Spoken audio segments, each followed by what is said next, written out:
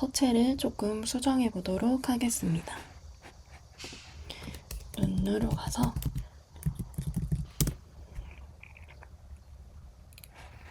맨 앞에 보이는 프리텐다드라는 서체를 사용할 건데요. 시기마다 조금씩 유행하는 서체들이 있는데 요즘은 보니까 디자이너분들이 프리텐다드를 많이 쓰시더라고요. 보시면 아시겠지만 되게 깔끔하고 단정한 느낌의 폰트입니다. 저희도 프리텐다드를 써보도록 할게요. 이제 이 귀여운 서체는 제외하고 프리텐다드로 교체해 볼게요. 제 바디에 대한 서체를 프리텐다드로 수정해 주시고요. 바디온 이런 거 없으니까 지워보도록 할게요. 저희는 체크박스도 없습니다. 얘도 전부 지워보도록 할게요. 폼 태그가 새로 생겼습니다. 이렇게 하셔도 되지만 폼이 여러 개일 수도 있고 지금은 한 개이지만 앞으로 여러 개로 늘어날 가능성이 있기 때문에 클래스명으로 스타일을 주는 습관을 들이도록 하겠습니다. 먼저 미드 값을 주도록 할게요. 클램프라는 걸 사용해 보도록 할게요. 이건 반응형 스타일인데요. 이 안에는 총 3가지가 들어가는데요. 첫 번째에는 최소값이 들어가고요. 가운데에는 가장 선호하는 사이즈를 넣으시면 됩니다. 마지막으로 최대값은 100%라고 넣어주도록 할게요. 일단 조금 더 스타일을 추가하고 브라우저에서 설명을 해드리도록 하겠습니다. 네, 여백도 좀 주시고요. 테두리도 주었습니다. 모서리는 5픽셀 정도 둥글게 하고요. 디스플레이 플렉스 주시고 세로 정렬로 바꿔보도록 할게요. 네, 요소 사이사이 간격은 1rem 정도입니다. 1rem은 20픽셀이겠죠? 바디에다가 색상을 조금 더 어둡게 줘보도록 하겠습니다. 화면 색상이 바뀌는 트랜지션이 없기 때문에 지울게요. 요소의 사이즈가 패딩 값이 포함될 수 있도록 사이즈를 조절해주는 스타일을 공통으로 추가하도록 하겠습니다. 이렇게 하면 지금 기본 상태가 가장 선호하는 값인 중간에 넣어둔 40VW가 되는 겁니다. VW란 이 브라우저 너비 값에 대비한 40%를 사용하겠다는 뜻이에요. 이렇게 개발자 검사를 실행하니까 폼이 좀 줄어들었어요. 근데 이 40% 비율이 아니어도 더 줄어들지 않고 600픽셀이 머물러 있거든요. 40%만 사용하는 걸 선호하지만 그래도 600픽셀보다는 큰 값으로 유지하겠다는 뜻이에요. 근데 만약에 브라우저가 600픽셀보다 작아지는 경우에는 그냥 100%로 사용하겠다. 이게 바로 클램프의 용도입니다. 처음에는 조금 헷갈리실 수도 있는데 여러 번 스타일을 작성하지 않아도 되고 굉장히 편리한 기능입니다. 계속 값을 줘보시면서 연습해 보세요. 네, 셀렉트 박스를 조금 디자인을 넣어주도록 하겠습니다. 셀렉트 태그의 기본 UI는 없애고 셀렉트 박스라는 클래스명에다가 새로운 디자인을 입힐 거예요. 그래서 디스플레이 플렉스 넣으시고 중앙 정렬, 위아래 중앙 정렬 하시고요. 포지션은 릴레이티브 하도록 하겠습니다. 셀렉트 박스 안에 있는 화살 표시도 저희가 새로 만들 거예요. 이 가상 선택자를 사용해서 넣어보도록 하겠습니다. 다른 요소에 영향받지 않고 위치를 절대값으로 넣을 거기 때문에 포지션의 앱솔루트를 사용하겠습니다.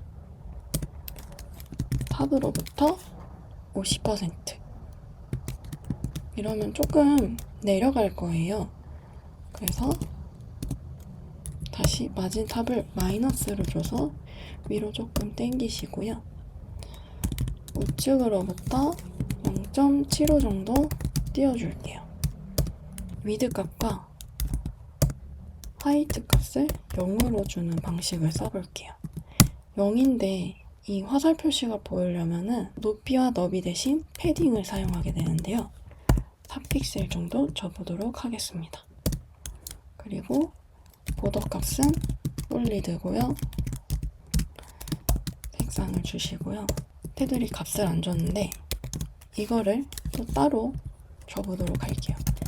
보더 위드라고 하는데요. 보더 위드 속성에는 위에는 0, 오른쪽에 1픽셀, 아래쪽에 1픽셀, 왼쪽에는 0입니다. 두 면에만 테두리가 보이겠죠? 기울여줘야겠죠?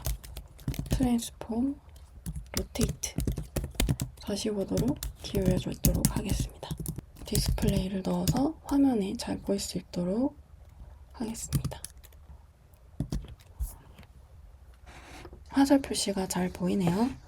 근데 셀렉트 박스라는 DIV에 대한 영역이라서 이쪽을 클릭해도 실제 이 선택하는 창이 보이지는 않아요. 이 셀렉트 태그 자체를 폭을 100%로 늘려서 셀렉트 박스라는 DIV 태그와 너비를 같게 해줘야겠죠.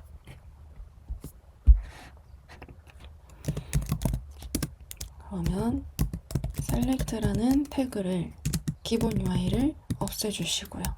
appearance는 none입니다. 그리고 폭을 100%로 해서 상위 요소에 맞게 설정을 하겠죠. 테두리를 넣어줄 거예요. 패딩을 주도록 하겠습니다. 우측에는 화살표 영역이 있기 때문에 좀 더 많은 여백을 주었습니다. 보더 둥글기 값도 주시고요. 커서는 손 모양이 보이도록 하겠습니다. 네, 보시면 글씨가 되게 작아요. 이 바디에 있는 글씨체가 적용이 안 되는데요. 추가로 넣어보도록 하겠습니다. 폰트 패밀리는 폴리텐다드,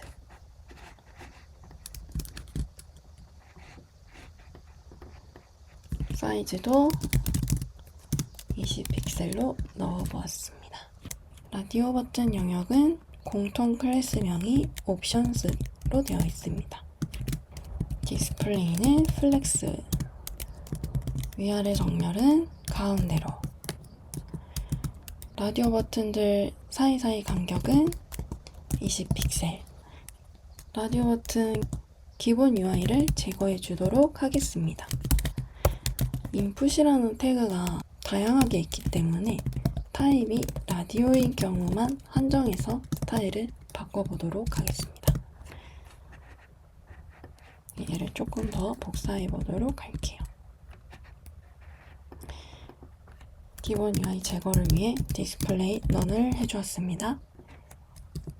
이 다음에 오는 레이블을 꾸며주도록 할게요.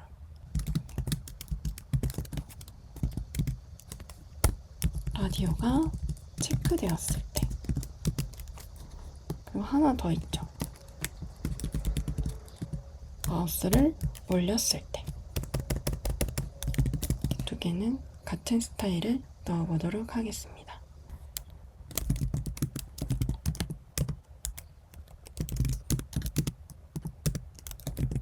이 라디오 버튼과 텍스트 사이의 간격은 0.5rem, 10픽셀 정도겠죠? 그리고 손 모양 커서가 나오도록 하고요. 최소 높이 값도 넣어주도록 할게요. 네, 그리고 체크가 되기 전일 때도 레이블 D4 가상 선택자를 꾸며보도록 하겠습니다.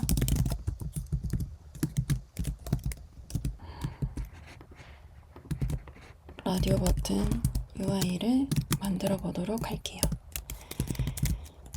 너비는 20픽셀, 높이도 동그란 버튼이니까 20픽셀. 둥글기 값은 정확한 정원이니까 50%. 보더 값도 추가합니다. 박스 섀도우를 안쪽으로 넣어보는 방식을 해볼게요. 그래서 4픽셀 정도를 흰색으로 하고 나머지 배경색은 흐린 회색으로 넣어봤습니다. 그래서 네, 이런 식으로요. 지금은 선택이 되었지만 스타일을 추가하지 않았기 때문에 선택되었는지 표시가 안 납니다. 선택된 후에 가정 선택자도 꾸며보도록 할게요. 선택된 후에는 가운데 부분이 로얄 블루로 바뀝니다. 그리고 테두리도 로얄 블루로 바꿔보도록 하겠습니다. 근데 테두리는 트랜지션이 잘 안 먹어요. 조금 어색하게 되어서 트랜지션을 백그라운드 컬러에만 넣어보도록 하겠습니다. 이렇게 넣어주시면 부드럽게 전환이 되겠죠. 기본 UI 다시 보여드릴게요. 이 옵션스를 제거하면 인식이 안 되겠죠? 네, 이게 기본 UI입니다. 이번에는 또 다른 버전의 라디오 버튼 디자인을 만들어 보도록 할게요.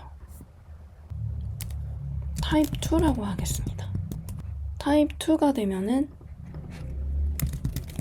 다른 디자인의 라디오 버튼이 보여지게 되겠죠.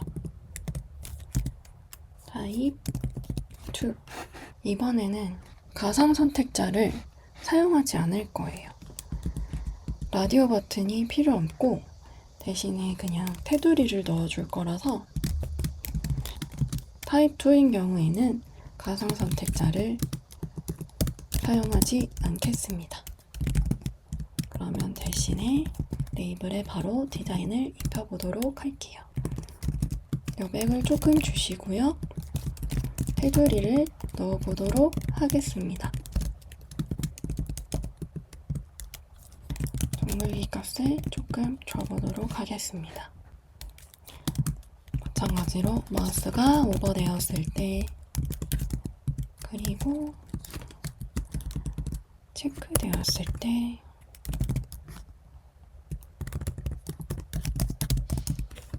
테두리 색깔을 바꿔보도록 할게요. 그리고 글자 색깔도 바꿔보도록 하겠습니다. 일단 여기다가 트랜지션을 해보도록 할게요. 유저 셀렉트 런으로 하면은 글자 선택이 안 되게 됩니다. 이제 자바스크립트를 추가해 줄 건데요. 이 선택창이 고양이일 때와 개일 때에 맞게 보였다가 안 보였다가 할 수 있도록 스크립트를 추가해 보도록 하겠습니다.